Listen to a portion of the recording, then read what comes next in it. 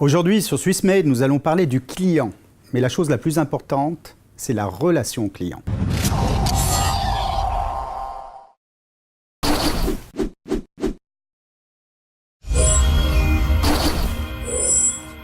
Bonjour, vous êtes sur Swissmade et nous allons parler aujourd'hui de relations clients.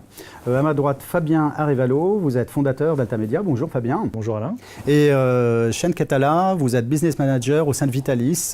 Bonjour Shane. Tout à fait, bonjour Alain. Alors, la relation client, qu'est-ce que c'est? Vaste question Alain. La relation client, beaucoup de définitions, parcours client, expérience client. Je dirais que ce qui est important, c'est d'abord le client au centre, s'intéresser à ses clients. Oui. Et à partir de là, chaque entreprise a sa propre définition et va mettre en place des actions qui seront aussi très différentes. D'accord. Donc cette relation, il faut la maintenir, il faut l'améliorer. Vous, Shane, vous avez une agence événementielle. Votre but aussi, dans vos mandats, c'est d'aider des clients à améliorer leur relation avec d'autres clients ainsi qu'avec les collaborateurs. Comment vous le faites? Quelles sont les demandes qu'on vous fait? Quel est votre rayon d'intervention?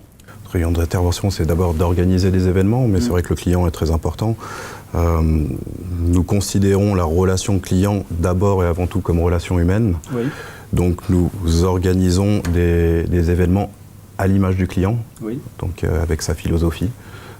C'est ce que nous faisons le mieux. Sa philosophie, c'est-à-dire que vous adaptez à sa... Est-ce que vous adaptez à sa façon de voir sa relation avec ses clients, ou bien vous pouvez quand même proposer certains événements ou certaines animations que peut-être le client, lui, n'a pas en tête, en fait? Alors, très bonne question. C'est vrai qu'on va d'abord faire des compromis, entre guillemets. Donc, il est important pour nous, il est vital pour nous de comprendre les objectifs, oui. Les objectifs et les attentes du client.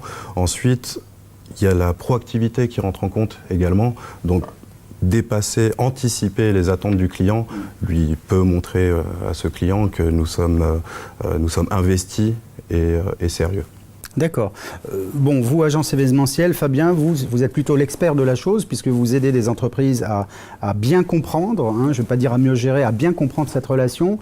Aujourd'hui, vous y arrivez, vous avez, j'imagine, vos scripts et vos outils pour ça. Comment ça se passe d'une manière concrète, en fait? Alors, c'est d'abord toujours s'intéresser à la société qui nous contacte, oui. Ses activités, comment elles fonctionnent, et puis très rapidement, qui sont ses clients et comment fonctionnent ces clients. Parfois, certaines ne le savent pas vraiment.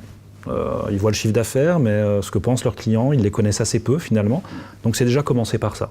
C'est qui sont mes clients, et ensuite à partir de là, on peut dérouler quelque chose. Alors votre relation, elle est avec le patron d'entreprise ou vous essayez de contacter tous les collaborateurs? Alors c'est toujours important que la direction nous mandate et supporte le projet, relation client.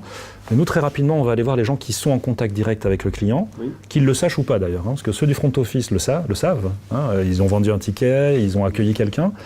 Mais le comptable, il faut aussi qu'il soit conscient que lui aussi, il envoie une facture avec son nom.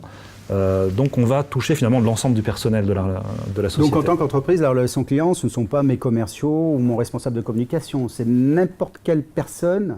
Ça peut être un informaticien qui pense qu'il est seul devant son ordinateur, mais qui va prendre le bus tout à l'heure, qui va parler avec son collègue dans le bus de sa société et qui va donner une image de sa société aussi dans ce sens-là.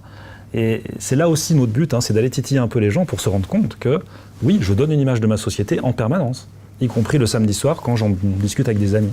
Nous disions en antenne que finalement la relation client, c'est tout collaborateur d'une entreprise qui doit se sentir impliqué dans cette relation. Et là, je rebondis sur vous, Shane, puisque vous aussi, vous faites des événements pour les collaborateurs des entreprises. Donc c'est quoi? C'est des sortes d'incentives, c'est pour leur permettre d'être impliqués dans la philosophie, puisque vous avez parlé de philosophie d'entreprise tout à l'heure. Il y a différents types d'événements pour les collaborateurs. Ça peut être un voyage de remerciement pour l'entreprise, donc là c'est uniquement de l'incentive, donc oui. Uniquement du fun. Ça peut être des événements pour les collaborateurs, pour de l'interne, pour du staff, sur du meeting, sur des séminaires, sur de la formation également. Est-ce que oui. Un collaborateur heureux, c'est un client heureux? Tout à fait. Donc voilà, suite à ces événements, on va avoir ce qu'on appelle la symétrie des attentions, parce que si le collaborateur a l'impression que la société fait tout pour le client et jamais rien pour eux, de toute façon, voilà, et à un moment donné, le client va le ressentir. Il y a des magasins où on n'ose plus entrer, oui. Hein, ou des sociétés, on se dit mais quelle ambiance. Et là, je suis pas les nommer. On ne les nomme pas, mais je suis sûr qu'un collaborateur ou des collaborateurs qui suivent un événement en rentrant, ils vont être très très bons en relation client la semaine suivante. Alors par rapport à une émission comme la nôtre, Swissmade, vous faites aussi beaucoup d'événements à l'international. Est-ce qu'il y a un décalage? Est-ce qu'il y a une réflexion différente par rapport à des pays à l'étranger, par rapport à du local par exemple? Alors bien entendu, il y a d'autres cultures. Culture indienne, culture asiatique, culture Middle East. Donc pas les mêmes événements? Pas la même relation client du coup? Pas la même relation client, pas la même culture. Par exemple, sur le Middle East, le mot non est juste interdit. La négation est interdite. Nous allons voir ce que nous pourrons faire.